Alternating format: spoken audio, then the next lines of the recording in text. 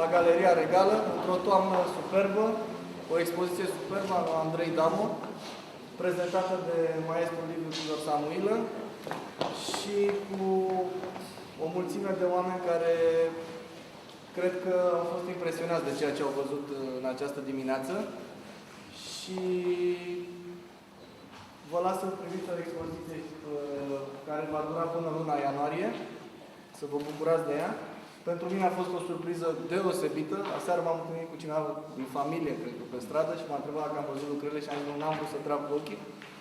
Și am preferat să o văd în dimineața asta și am avut o revelație. Și maestrul a stat 10 minute cu mine și mi-a prezentat fiecare lucrare și care... Succint, da. Și îl las pe Liviu să ne prezinte mai departe expoziția. Vă mulțumesc că ați venit în număr atât de mare și sunteți alături de noi, o parte dintre dumneavoastră, aproape în fiecare lună.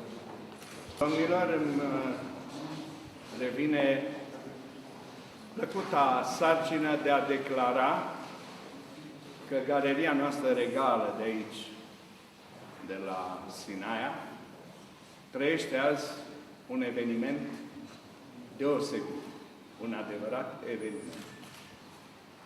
O expoziție Andrei Damo, care în contextul picturii contemporane românești e un capitol, un adevărat capitol, el singur. Istoria artelor de-a lungul secolelor a dat lumii mari pictori când nu existau academii de artă, când se învăța din generație în generație de mari pictori care apoi învățau pe cei tineri să vină și ei la rândul, în rândul marilor pictori. E o formulă, dacă vreți, consacrată de a fi un autodidact care frecventează Universitatea Frumosului. Propria structură sufletească și mai ales de toate, venit din dorința de a nu trăi degeaba. Marele arhitect Le Corbusier spunea că locuința este templul familiei. Am avut bucuria să mă conving de vorbele lui Corbusier, vizitându-l pe Damo acasă. Alături de soție, e un templu al familiei casa lui. Un templu al familiei în care icoanele sunt tablourile lui. Și acum, dacă e să-l luăm la bani mărunți pe acest domn cu barba albă, aș îndrăzni să spun că are în el fluidități de curente care și-a găsit într-un creuzet atât de generos formula, încât, iată, văzându-i un tablou, zici, Doamne, ăsta-i Damo. Deși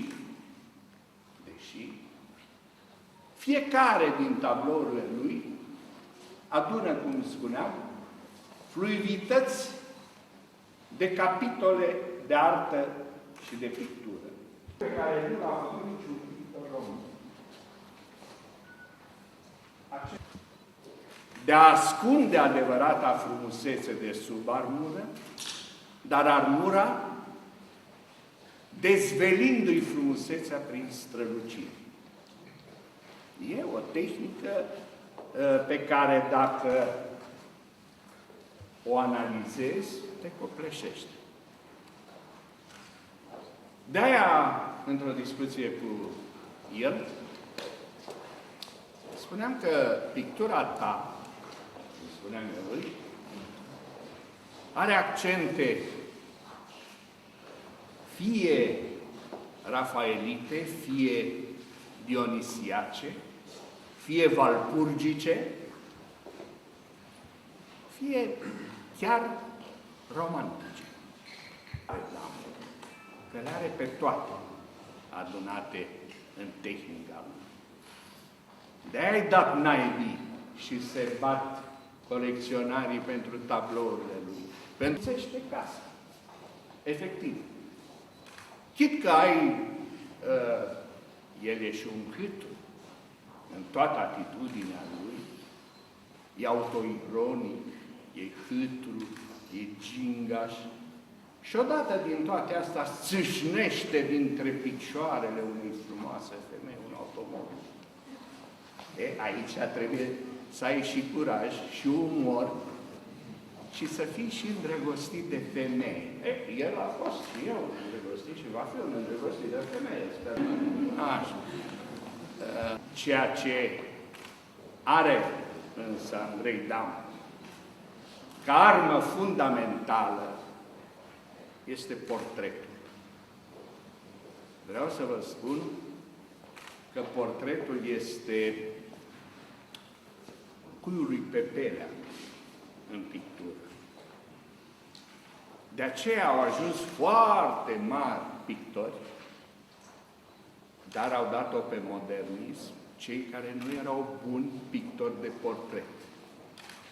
Pentru că în portret se vede ochiul, mâna și înzestrarea artistului. Iar în compozițiile lui există adevărate de te cutremuri. L-am întrebat dacă ar vrea să spună câteva cuvinte, mi-a zis că n-a dormit toată noaptea. Și că nu vrea să se facă de râs. Și ce ai molbogit? Dacă îmi plac pe mine, n-am dormit toată noaptea. Vedeți, de ce sunt bun să vorbesc? Mănânc chitară. Îmi renunța cuvinte. Așa cum îi place, vedeți că îi place să treacă de la glumă, la lucru serios, la lucru de neuitat. Dacă ar fi să-l definesc pe Damă, așa cum e ca pictor,